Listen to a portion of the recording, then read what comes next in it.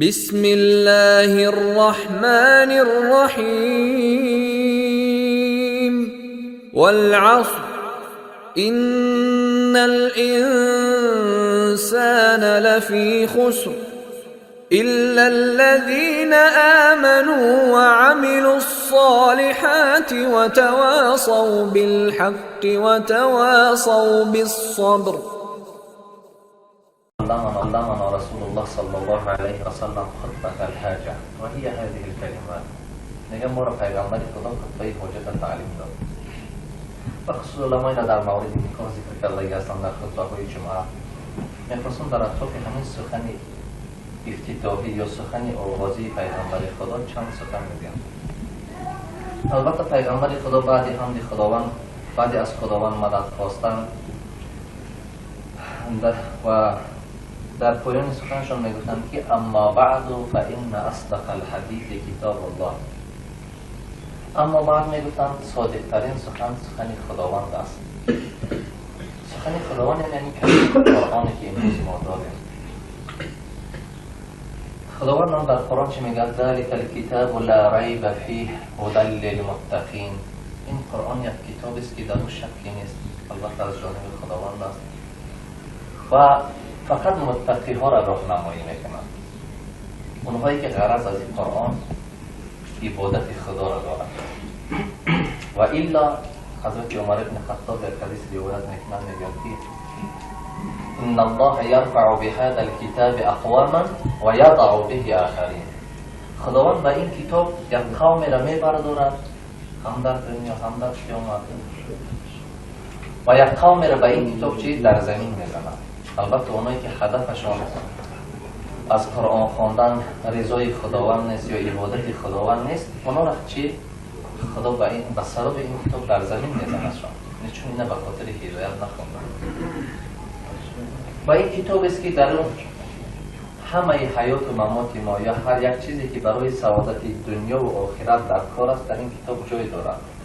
خداوند هم در قرآن میگه استعیذ بالله و نزلنا علیک الکتاب تبیانا لکل شیء.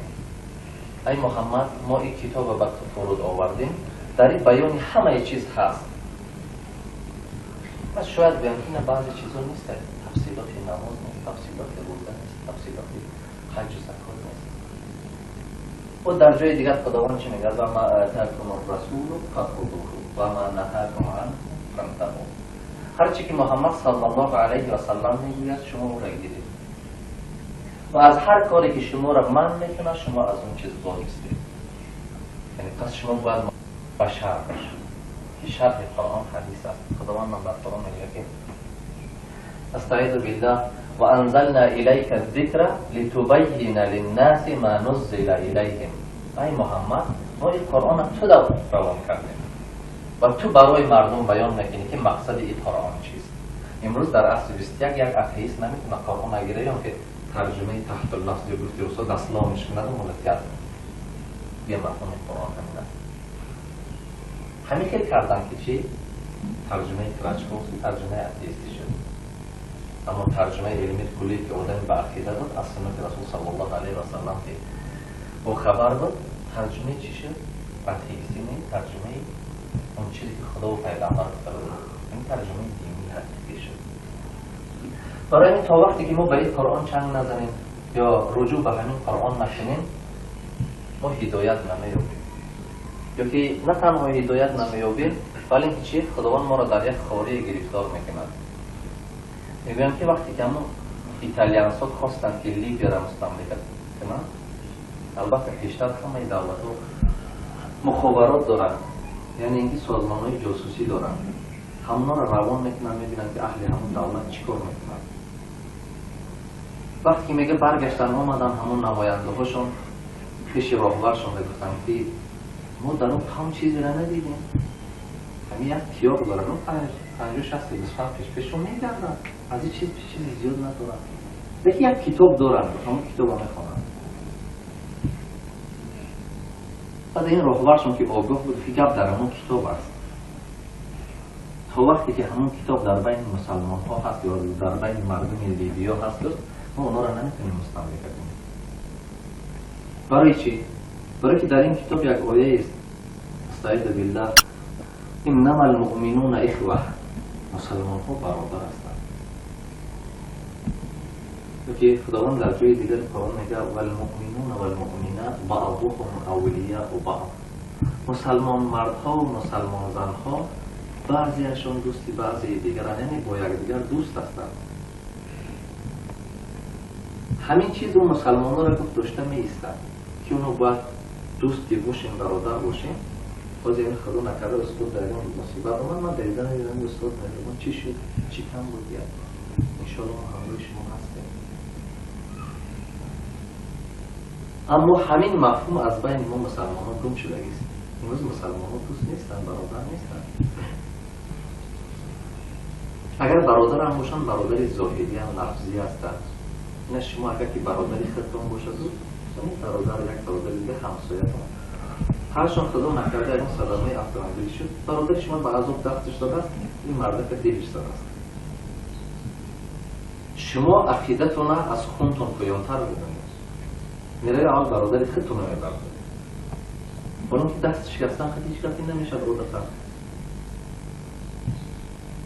اون که اگر شما برادر حقیقی این شخص میشید باید رفته این رو برداشت. این دیلش در زخم برداشته است. و دیل جای خطرناک است. یا این بیشتر به کمک نیاز دارد. حالا کلی حال مردم ما هم این قرآن عظمت نظر دور داشتن. خداوند در قرآن میگه استعیذ بالله واعتصموا بحبل الله جمیعا ولا تفرقوا. شما بر اسمان خداوند چنگ زنید. اسمان خداوند چه در این قرآن است؟ القرآن حبل الله الممدود من السماء الى الارض. حدیث صحیح رسول صلی الله علیه و سلم. این قرآن یک ریسمان خداوند که از آسمان به زمین کشیده شده است. این قرآن است.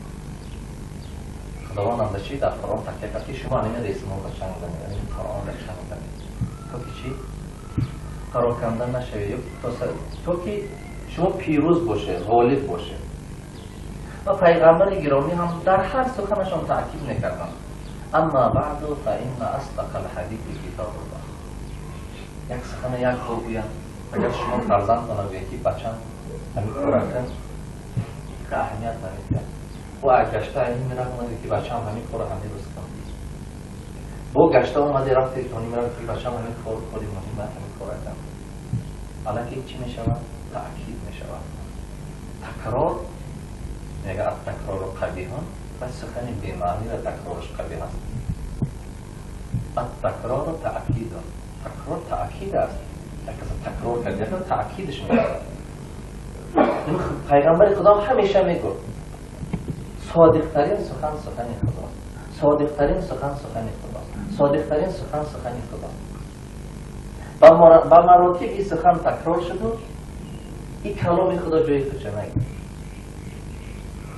نمی‌اگم اگر اوی قرآن گفتنی مردم پروا ندارند. سخنی پیغمبر خدا را گفتنی بازم بی‌پروا. یکی خدا نکرده سخنی یگان آدمی هم نکرد گفته را گفتنی الان پیغمبر. چی میگفته باشد کنی گوش کنید. یعنی امروز صادق ترین سخن خدا مفهوم خودش گم کرده است نعوذ بالله. و خداوند هم در قرآن میگه استعیذ بالله و اذا قیل لهم اتبعوا ما انزل الله قالوا بل نتبع ما الفینا علیه آباءنا. این وقتی که آیات قرآن نازل میشه مشرکا را میگفته که شما خدا را پیروی کنید، آنچه که خداوند گفته است که فرموده خداوند کار کنید. اونا میگفتن بس برای ناکاری که با او بیبی ها میکنند. امروز هم در برابر سخن خدا مردم همین گفته میگن. فقط ما از اونا فرق داره. اونا مفهوم کلمه لا اله الا الله محمد رسول الله را میدونستن، ایمان نیاوردن. میدونستن اونا میدونستن که لا اله الا الله نیست خدای مگر خدا نیست. لا معبود الا الله محمد از الله میخواهد صلی الله علیه و سلم. حالا که اونا میدونستن که خداوند خالق است، خداوند رازق است. مشرکای زمان رسول صلی الله علیه و سلم میدونستن. قرآن حکایت میکنه که ولئن سألتهم من خلق السماوات والارض لا یقولون. همون مشرکا را پرسید ای محمد که آسمان و زمین کی آفریده؟ میگن خدا. اما این خدا شناسی اونا را نجات نداد. ولی لا اله الا الله نیست خدای بجز خدا فهمیدن. اما مردم ما چی؟ لا اله الا الله، لا معبود الا الله فهمیده است و یا ایمان آورده است و با مفهوم درستش سرفهم نرفته. یعنی شروط این لا اله الا الله قبول نداره. نمیقدر ما فرق داره. اونا کلمه را مفهومش میفهمیدن، ایمان نداشتن، ما ایمان داریم مفهومش درست نفهمیدیم. وگرنه چی معنی داره؟ خدا این قصه های قرآنی برای افسانه نیستن، اینو پند هستن. قرآن نزولش خاص باشه، حکمش عام است. حضرت عیسی را قصه کردن خداوند چی معنی دارد اگر اینو افسانه باشه؟ و دومین سخنی که میگفتند و خیر الهدی هدی محمد صلی الله علیه و سلم، بهترین راه و روش رسول صلی الله علیه و سلم. این کاری که پیغمبر خدا کردن و خداوند میگوید که این پیغمبر از پیش خودش چیزی نمیگوید.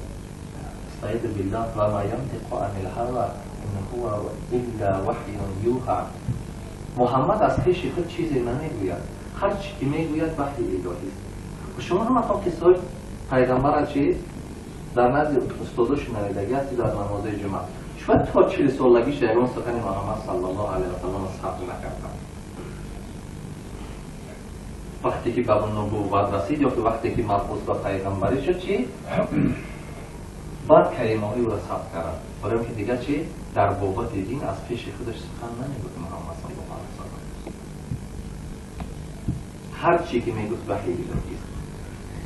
یک روز یک زن پیش عبدالله بن مسعود آمد و الله علیه عبدالله بن مسعود گفت که شما در مورد پاشچیندن زنان چی میگویید؟ گفت که پاشچیندن خدا منع کرده است.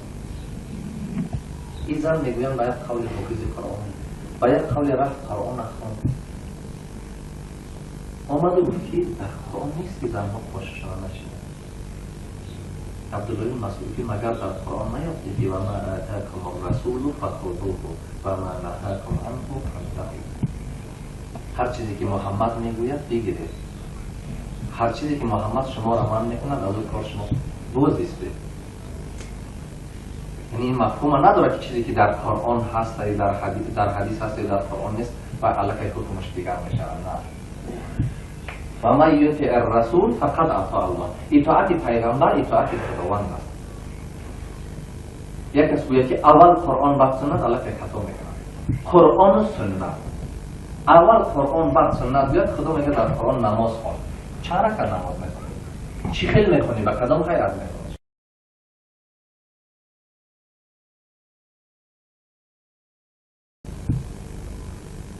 یا میگه خداوند میگه زکات ده.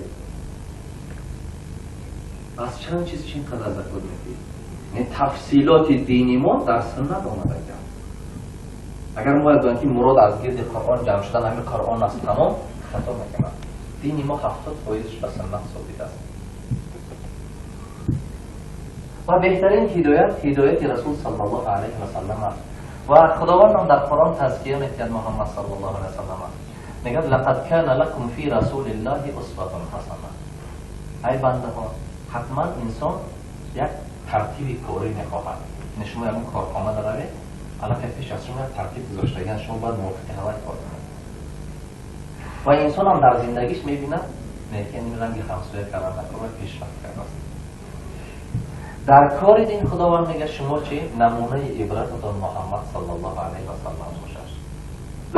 شما اگر دین میخواهید، دین از محمد صلی الله علیه و سلم بگیرید. لقد کان لکم فی رسول الله اسوة حسنه، همین معنی دارد. و این محمد صلی الله علیه و سلم پیغمبر بود، مبعوث به پیغمبری شد، آخرین پیامبر بود. و هر چیزی که خدا میگفت رسون. علاقه در زمان چی؟ حیاتش دین کامل شد. یا ایها الرسول بلغ ما انزل الیک من ربک فإن لم تفعل فما بلغت رسالته. ای رسول، ای فرستاده، هر چی که خدای تو میگوید تو برسان. اگر نرساندی تو پیغمبری را به جا نیاوردی.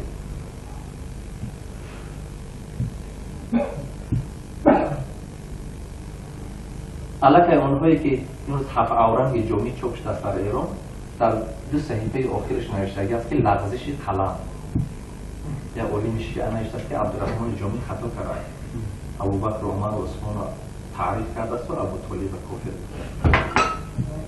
در اونجا میگه که اگر ابلهی همون شخص نمیشد حسبنا کتاب الله نمیگفت، نعوذ بالله حضرت عمر را میگه وقتی پیغمبر خدا بیمار بود روز پنجشنبه گفت یک کاغذ و قلم بیاری من چیزی برای شما بنویسم. همین بیماری پیغمبر خدا شدت گرفته بود. چون از خواب در آمدن در پیش پیغمبر خدا آواز بسیار بلند کردن، حضرت عمر مردم بیرون کرد که حسبنا کتاب الله، همین قرآن برای ما بس است. حالا که این آیتی که و ما آتاکم الرسول فخذوه و ما نهاکم عنه فانتهوا این دو تا که در داخل قرآن، یعنی همین قدر چیز بس است. بعد پیغمبر خدا بعد یه روز جمعه زنده بود، شنبه زنده بود، یک شنبه دیدی من چیزی بنویسم. این اهل تشیع میگن که همونجا میخواست که پیغمبر خدا نوشتد که علی بعد من خلیفه شود، حضرت عمر نماند. نعوذ بالله این یک کفر است. گویا که پیغمبر از عمر میترسید است. و خلاف آیت قرآن یا ایها الرسول بلغ ما انزل الیک من ربک کار میکرد است. خدا ویل که ای محمد هر چی که خدا میگه تو برسان، اگر نرساندی پیغمبری را به جا نیاوردی. وقتی این کار نکرده باشد پیغمبر روز قیامت پیغمبری را به جا نیاورد. و خداوند هم در سوره مائده چی میگوید؟ این دین کامل شده است. هر چی که محمد صلی الله علیه و سلم گفت با داخل بودن حسبنا کتاب الله حضرت عمر حدیث کرده است. انا قدر است دین ما، از این بیشتر نیست.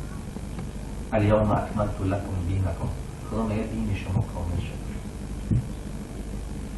صادق‌ترین سخن خدا باشه، خدا میگه که دین شما کامل شد. پیامبر گرامی چی میگه؟ ابوذر غفاری میگه که اگر یک پرنده در هوا پرواز کرده باشه، پیغمبر خدا درباره قنات‌های همون ما در معلومات داده است. یعنی دین ما در همین خیلی مفصل فهمانده داده است. بعد سخن پیغمبر خدا را میگه که پیغمبر خدا گفت ما بقی شیء یقرب من الجنة و یباعد من النار الا وقد بین لكم. باقی نمانده است چیزی که شما را به جنت نزدیک کند و از دوزخ دور کند مگر اینکه ما همش شما را دور کنم. پس هر یک کاری که شما میکنید اول ببینید که در دایره فرموده خدا و پیغمبر هست یا نیست. اگر نباشه به خاطر چی میکنید؟ به خاطر ثواب کنید، یعنی امیدی رفتن جنت داره. پیغمبر خدا گفته بود چیزی که شما را جنت میبره. اگر به خاطر گریز از گناه بویه یا ترسی از گناه بویه، البته پیغمبر خدا چیزی که شما را از آتش دوزخ نجات میده همش گفته بود. و در دوام سخنشان میگن و شر الامور محدثاتها، بدترین کارها کارهایی هستند که بعد پیدا میشوند. بعد پیدا شدن کارها حتی بعد آخر دوره اصحاب کارهای بدعت ها پیدا شدن. در کفران دوره همونطور بدعت تشیع و بدعت جهمیه ها برمادن و بعد فرقه این گمراه برمادن. و شر الامور محدثاتها، بدترین کارها کارهایی هستند که بعد پیدا میشن. برای چی؟ برای پیغمبر خدا معنیش کرده بود که من احدث فی امرنا هذا ما لیس منه فهو رد. نه محدثات بودن. کسی در دین ما یک چیز پیدا کنه که او از دین نبود، خب حتی با چیزک باش سرده. اگر که ندم ثواب نمیگیرد و قابل قبول نیست، رد است. و کل محدثت بدعت، و هر چیزی که نو پیدا می شود بدعت است. بدعت چی را گوید؟ بدعت معناش یک نوآوری، یک چیزی که در شریعت اصل ندارد پیدا شده. این بدعت ها چی سبب شد پیدا شدن؟ چند چیز علما میگن که یکم جهل، وقتی مردم از سنت دور ماندن، البته از دین که جاهل شدن، کاری نو پیدا کردن گرفتن. پیغمبر خدا در یک حدیثشون میگه که ان الله لا يقبض علما انتزاعا ينتزعه من العباد ولكن يقبض العلم بقبض العلماء حتى اذا لم يبق عالما اتخذ الناس رؤوسا جهالا فسئلوا فافتوا بغير علم فضلوا واضلوا. میگه خداوند علم از بدن انسان ها نمیکشد، نمیگیرد، اما علم و گرفتن علما میگیرد. علما که از بین رفتن در کرسی فتوا یک آدم جاهل میشینند، مردم البته میگن نپرسنش، او به این فتوا میگیرد، یعنی معلومات نداره به خاطر که قوم نکرده. همین کلاس اگر اگر همینجا در فتوای من شدگی باشن، من یک سوال کردم نمیتونم گفتم که من نمیتونم. که میدونم یک چیزی اصلا میگم یک چیز نمیگم، یک چیزی که باور ندارم انیق نمیدونمش همون رو میگم. پس تو علم فافتوا بغیر علم، دیگه او پیشوا را پرسیدن، اونا به علم جواب دادن، گمراه شدن میگن و مردم هم گمراه کردن. این یکم سبب بود که چیزهای نو در دین پیدا شد. دویم سببش چی؟ پیروی هوا و هوس. خداوند در قرآن در سوره قصص میگه که استعیذ بالله کأن لم یستجیبوا لك فاعلم انما یتبعون اهواءهم و من اضل ممن اتبع هواه بغیر هدی من الله. ای محمد، اگر این بنده ها تو را قبول نکردن، دون که اونا خواهشای نفسشون را پیروی میکنن. اگر تو پیغمبری از جانب خداوند آمده وحی الهی را به اینا میرسونه، اینا دیگه یا عذر دارن، اینا هوا و هوسشون نمیموند یا شهرتشون نمیموند که حقیقت قبول کنن. این دوم سبب شد. سیوم تعصب به یک شخص. مردم تعصب به یک شخص دارد. شما بکنه خدا گفته، این پیغمبر گفته، میگه بابای فلانچه نمیگه. و اذا قیل لهم تعالوا الی ما انزل الله و الی الرسول قالوا حسبنا ما وجدنا علیه آباءنا. خداوند در سوره مائده میگه که چون گفته شود مردم که به خدا و پیغمبر پیروی کنید، میگن که بس برای ما کاری که بابای بیبی ها کردن. لیکن متعصبی چی؟ بابای بیبی شده، متعصب خدا نشده. تعصبی به تعقل ما منع میکنه، اما تعصبی که در حقیقت در دایره علم شده انسان با پیغمبر خدا تعصب کنه، اون را قبول داریم که او الگوی، او نمونه عبرت، او پیشوای، او قدوه، او را خدا روان کرده. یعنی معلمش خداوند است، دیگه خطا نمیکنه در تعلیم. یا چهارمش چی سبب شد که بدعت ها پیدا شدن؟ ما کاری گذشتگی ها را پیروی کردیم.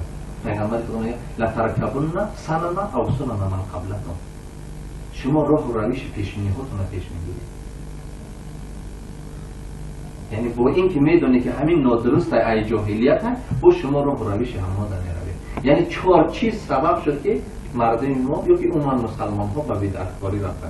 یکمش ندانستن دین، دویمش قبول نکردن پیغمبر خدای، پیروی از هوا و هوس، سومش یک شخص متعصب به یک شخص غیر پیغمبر خدا شدن، چهارمش سنت پیشینی را پیروی کردن، اونایی که غیر دین بودن. و کل محدثة بدعت و هر چیزی که بعد پیدا میشود بدعت است. تمام بدعت یک نوآوری در دین است. و سببش چی بوده؟ و کل بدعت ضلالة. وقتی که بدعت که باشد انسان گمراه میکند.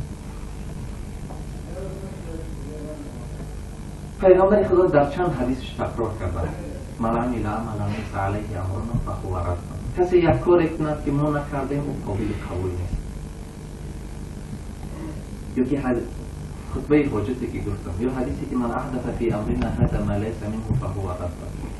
یعنی بدعت صراحتا پیغمبر خدا چه نهی کردن و با مراتب نهی کردن. یک سخن دو اینو گوید همین چی معنی داره؟ همین تأکید کردن. صحابه ها پیروی کردن پیغمبری گرامی در امام دارمی از همین سمرقند است. یک حدیث روایت میکند، حدیث موقوف. حدیث موقوف یعنی سخن صحابی را میگوید.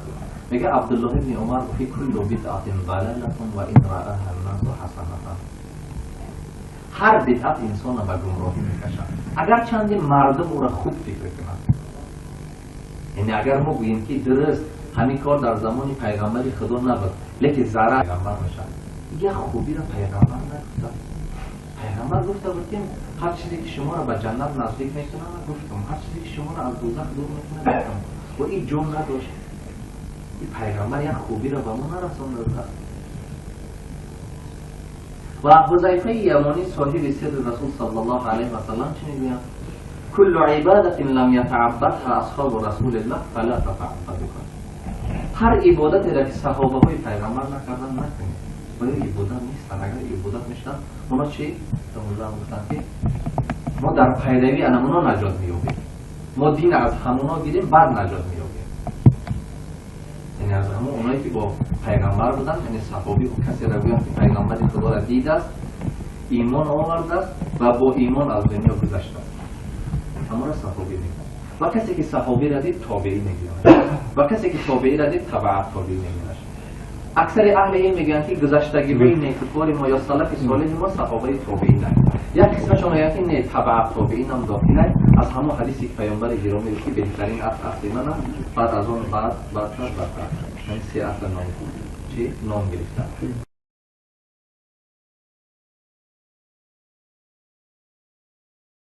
چی نام گرفتن. یعنی ببینید که پیغمبر صراحتا چی میگه؟ بدعت شما را به گمراهی میکشد. اصحاب میگن که بدعت شما را به گمراهی میکشد. ائمه چهار مذهب چی میگن؟ امام ابو حنیفه رحمه الله در صون المنطق سیوطی امام جلال الدین سیوطی میگویدش یا در کتاب ضمن الکلام هم هست میگوید که مقالات الفلاسفه علیکم بالاثر و طریق السلف ایاک و کل محدثه فانها بدعه. میگه این سخن فیلسوف ها یعنی بعد از زمان صحابه آدمای پیدا شدن که دیگر اول عقل میگفتند و بعد نقل. عقل چیه؟ نقل. عقل اون چیزی که ما اندیشه میکنیم. نقل قرآن و سنت. در عقیده اهل سنت و جماعت در عقیده چهار ایمان اول نقل است بعد عقل است. سنت است و بعد عقل است. اما در عقیده فلسفی ها یا علمی کلام ابو منصور ماتریدی اینا چی میگن؟ اول عقل است. هر چیزی که در عقل نگنجد او را قبول نمیکنن. نعوذ بالله. در باب صفات یک بحث علاوه است ان شاء الله مفصل می‌کنیم. امام ابو حنیفه میگه که مقاله های فلسفی ها را شما گوش نکنید. یا آدم وقتی میگه که مقالات الفلاسفه ویرگول مونده. یعنی معنیش چیه؟ شما یک دفعه میبینید دولون یا که من یا که مولوی سوید چی میگن؟ میگن بچه‌های همون گذر این خیر بعد گپش میگرد. این هم همین معنا داره. سخن فیلسوف ها مونت جان شما سنت را پیروی کنید و راه سلف پیش گیرید. این سخن امام ابو حنیفه است. از هر کاری که بعد پیدا میشود خودتون دور بدید. برای چی؟ برای که اونها بدعت هستند. دیگه تقسیمش نکرد که خوب است بدعت یا که بد است. پیغمبر خدا تقسیمش نکرد. حذیفه یمانی همراه عبدالله ابن عمر تقسیمش نکردن. امام ها چی تقسیمش نکردن. یک قول از امام شافعی است در فتوای قدیمش. امام شافعی دو مذهب داشت. دو مذهب دو قول داشت. در دوران جوانیش بعضی گپا را گفت در هنگام پیریش از او گشت در علمش که بیشتر شد از سخنش گشت. میگن که امام شافعی گفته است که بدعت حسنه میشود. حالا که سخن دومیش و سخن یکمیش دیگر من استحسن فقط شرع میگه در جای دیگر استحسان کسی از استحسان کار گیرد علت خود چی شارع گردونده در برابر خدا و پیغمبر چه قرار داده در دین یک قانون نو گذاشته. پس شافعی هم چی از این چیز گذشت کرده است. امام احمد ابن حنبل به قول 80 فایز مذهبش گشتگی است که من معلومات نداشتم این فتواها را بگم. برای سه قول امام احمد ابن حنبل میذاره در هر جای دو قولش میذاره. خلاصه الان بهترین عصرها عصر پیغمبر بعدش در همون عصرها همین بدعت ها نبودن. یکی بدعت در همون عصر زمان چی ضلالت حساب میشه و کل ضلالت فی النار. این نسخه علما اختلاف دارن در سنن نسائی اومده. البته چی همین زیادتی صحیحه نسائی واردش کرده و هر چیزی که با گمراهی باشد انسان بالاخره به آتش دوزخ میکشد. یعنی مختصری سخنی آغازی پیغمبر خدا بود. همین سخنی که من گفتم چند دقیقه پیغمبر خدا همه وقت همین کرد. یعنی چی معنی داره؟ پیغمبر یک عمر گفته است که بهترین سخن خداست. ما قرآن میخوام. قرآن برآورده در بالاها ماندگی چند جلد دارد. یک قرآن در پایان ندارد. یا زنه که فایزه قرآن کنده خانه می شود تربیت خانه که ضرور خانه نمیشه. ولی چی؟ کی گفت؟ یکی چی؟ یه هر کس حقوق نداره این کار نکنه. برای چی؟ وقتی که این هدایت باشه. وقتی یکی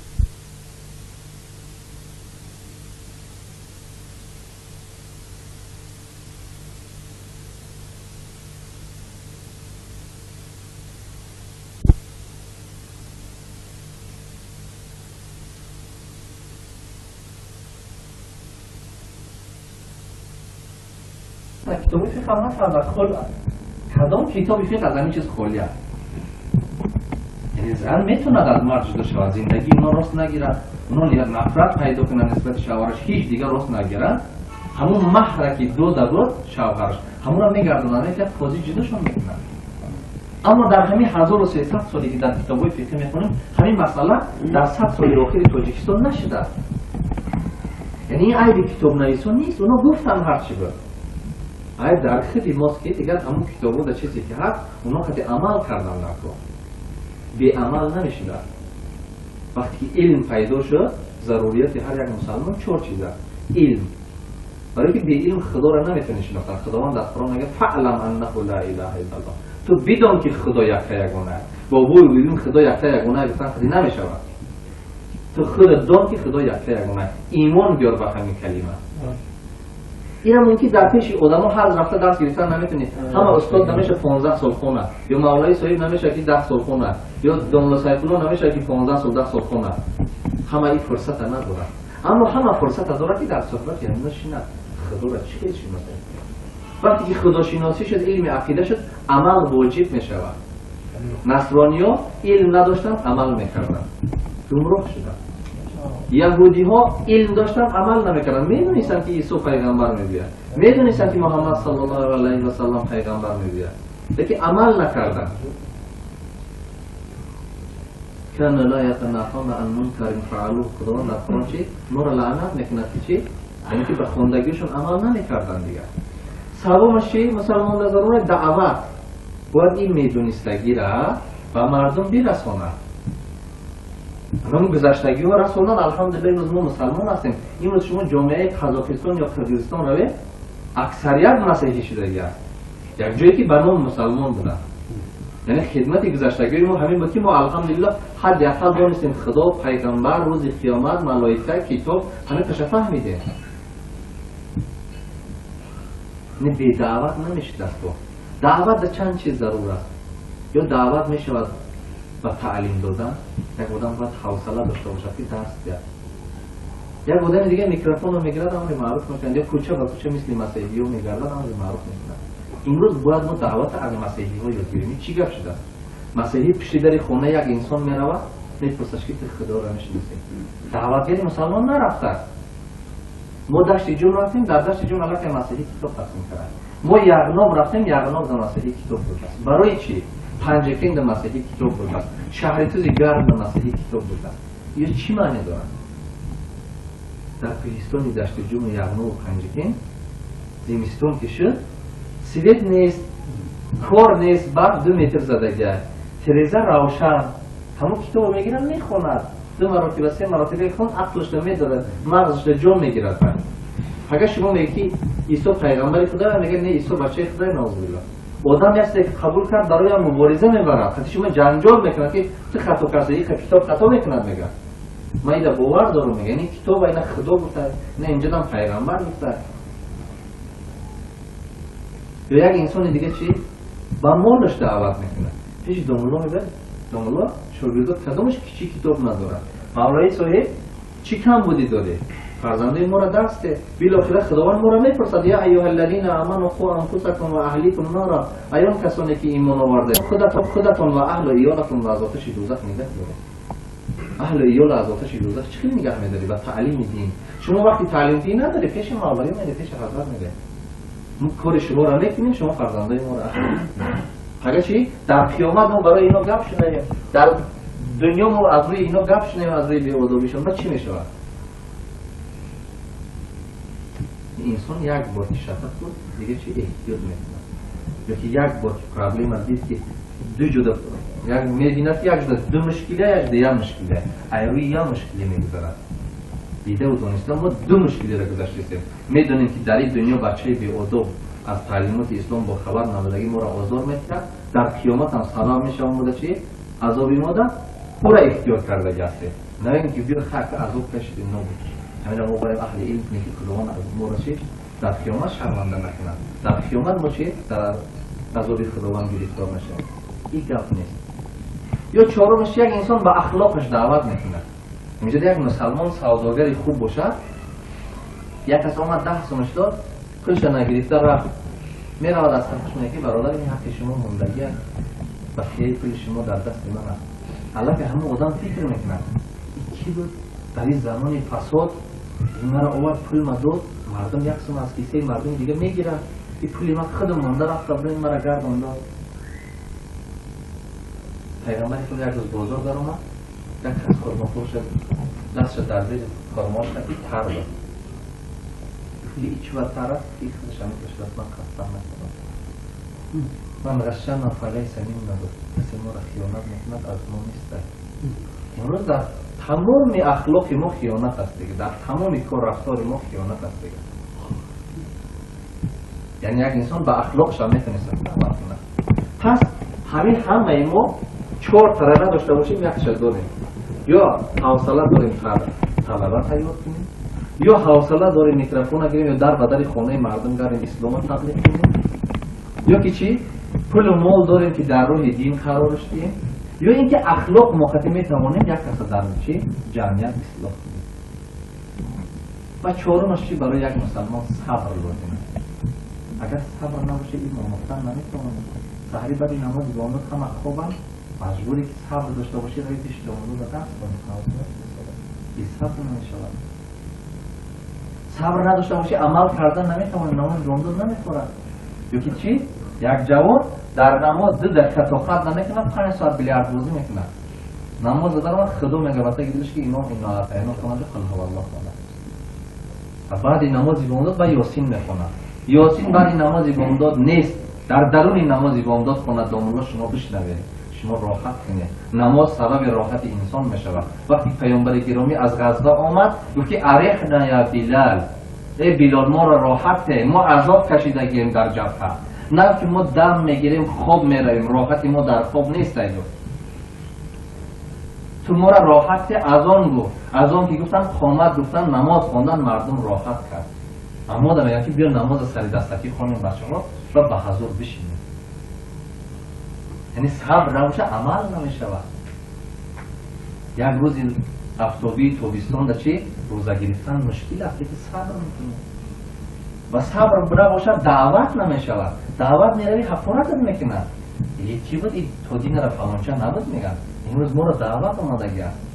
باید شاید مسلمان رو بیان. شما بچه خونه گیری مسجد بره، یکم کس کردار نمیشه. مسلمانی که در وقت نماز میخونه میگه این همسایه کجا که وقت خانه رو چون میره مسجد رو بندگی. و کافر با شما کردار نیست. یعنی برادر مسلمان تو میگه که چی کجا که جوش خانه میگه. کجا که جوش خانه پیغمبر گرامی گفته است که در 7 سالگی عهد با نماز شما کنید. تا اگر با همون پیغمبر ایمان داشته باشی میبریش، جوش خانه نیست دیگه، جوش مسجد است. پس یعنی صبر نباشه چی؟ دعوت هم نمیشه دست. پیغمبر خدا را بسنگ دادن در طایف. همه شما کیناش تماشا کرده. باید از دعوت دست کشید. و چی گفتن؟ یک دیوانه پیدا شده است گفتن. همین خطبه حاجت است. سبب اسلام دماد ازدی شده است.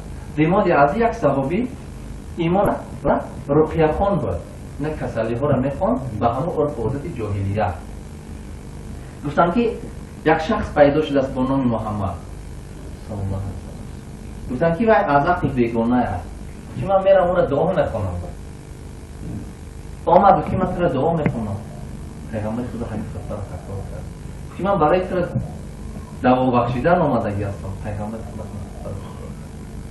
با گفت 3 مرتبه وقتی پیغمبر خدا همین گفت گفت ای ایمان آورد من یهدیه الله فلا مضل له. کسی را که خدا هدایت کنه او را دیگه گمراه کننده نیست، هیچ کس گمراهش نمیکنه. یعنی الان پیامبر دیوانه گفته بودن. امروز شما رو گفتی فلانچه دیوانه گپش گوش نکنه و هر چی گفتن میگیره، الان که شما خودتون دور میگیرید. نمیگه که بگم پیش علی داریم کیه چی میگه اوکی اگر نادرست گویا اصلاحش کنیم برادر مسلمان هست اما اگر درست گویا قبولش کنیم اوکی و این گپا را 27 فتنه یا 27 تاکتیکی که دعوت قریش مقابل رسول صلی الله علیه و سلم بود همین روز 27 تا همون نقشه در تاجیکستان عملی شده است. اولش میگن گفتی او را گوش ندید دیمش رها در آدم اونتی مسجد فلانچن نرفت رهوی پیغمبر که آدم میمون در رهوی دوامد مکه یا آدم پیداش دیگه شما به اینجا نگذارید شما به اینجا نگذارید گوشتون در پختن مانی بگذارید یک شاعر را گفتن که در آمدید سخناش را گوش نکن من اهل دین هستم من شاعر هستم من میدونم گفت من چی با گفت محمد را گوش نکنم من گوش میکنم که چی میگه وقتی اون از سخنهای پیامبر گرامی را گوش کرد هدایت در دست خداوند در دست پیغمبر هم نیست اما اهل علم وظیفه دارن که باید برسانند به مردم دینشون العلماء ورثة الانبیاء علما وارثای پیغمبر باشن اما پیغمبر را سنگ زدن نگشت اما پیغمبر را دیوانه گفتن نگشت اما پیغمبر را چی کارو در حقش نکردن نگشت وقتی وارث پیغمبر باشه پیغمبر همه چی داشت از پیغمبر فدک ماندگی بود ابوبکر نه به عایشه داده شد نه به فاطمه که پیغمبر میراث نمیمونه از خودش باقی نه پیغمبر همه چیز باقی نمیده شیخ الاسلام ابن تیمیه رحمت الله علیه هم میگه که در جایی که دعوت رسیدگی نیست گناهش به کله علما هست میگه چون اصحاب رفتن یک صحابی که اسب خسکار داشت و پاش لج بود 6 ماه در آذربایجانی که برف داره چیکار میکنه چی باید مجبور کردگی بود پول دا اومدگی بود باید مال دا اومدگی بود دعوت دا اومدگی بود باید از گردنش ثابت میکرد که روز قیامت وعید خداوند چی گرفتار نشود کسی که یک کلمه میدونه پنهانش میکنه روز قیامت خداوند در دهانش لجام آتشین میزنه شما دیگه یک کلمه نمیدونید شما هزارها کلمه میدونید امروز گوش میکردگی موعظه های نماز جمعه از ملاها کرده بیشتر میدونم همین نصر یا دو ملا 3 روز تیاری میبینه بعد 2 ساعت گرم میزنه اینا جای شیشتگی شده 3 روزه فکری دو ملا را جمع میکنن میگیرن در 2 ساعت و شما هر روز هر دو ملاها ایواز میشن میداری میشنوید امروز بهانه نیست که نمیدونم یجعلون اصابعهم فی آذانهم قوم حضرت نوح و پیش علما میگذاشتن گوششون رو محکم میکنن که ندونیم یکی حجت نشود امروز ما هم خیلی کردیم بیا هم نفهمیدگی ما خوبه با پرابلم زیادتر میشود راست پرابلم زیادتر میشود اما مصیبت های حضرت نوح بالای سرت میبیاد اما مصیبت های حضرت محمد صلی الله علیه و سلم بالای سرت میبیاد یکی به این هم نمیشه واقعی روز قیامت پیغمبر میگوید قوم ندارد اما چی پیشگاه خداوند کامیابه یعنی نتیجه در دست ما و شما نیست که همه مردم که ما را قبول کنند 1 میلیارد کیلویی مسلمان نمیشه برای ما در دست خداوند است اینجا اما از گردن ثابت کردن خرج کشتی هست خیلی خوبه بفهمن دامون ها اومدن پرسیدن مردم گفتم تو مردم تقسیم میشوند اهل علم عوام الناس عوام الناس باید بپرسن اهل علم باید جواب بدهند آخر